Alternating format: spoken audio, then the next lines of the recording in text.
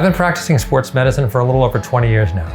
So I originally found out about my job through a colleague who told me about a large sports medicine practice in New York when I was working in New Jersey. And but it turned out that the practice closed. I was an employee. After it closed, I ended up taking over the practice as the owner. And then for close to 20 years, I was the owner. And then after that, we ended up being acquired by a larger health system. The biggest challenge for me was figuring out where I wanted to be, what location I wanted to be.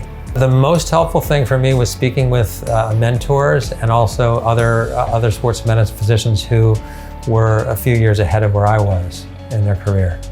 I would say first to realize that the job that they take out of residency doesn't necessarily need to be the job that they're going to be at for the rest of their career. I mean, I wouldn't want to put that kind of pressure on yourselves.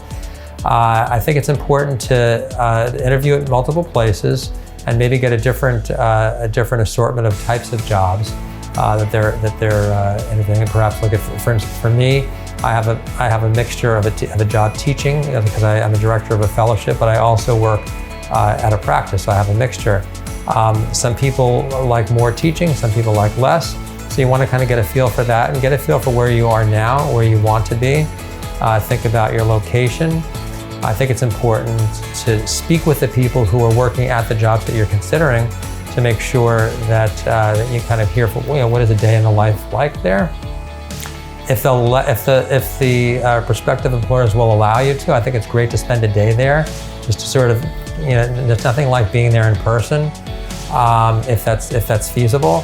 And you also want to not lose the big picture. You don't want to lose the forest for the trees. Some people kind of get hung up on little details or little parts of the contract, which absolutely is important. I definitely would advise you to have a lawyer look at your contract to make sure you're not missing anything. But you also don't want to lose the forest for the trees. You want to make sure that you're comfortable with the people you're working with, that you like who you're going to be working with, that you feel sort of a sense of ease, and that it's a good fit. Really a good fit, I think, is the most important thing wherever you're working.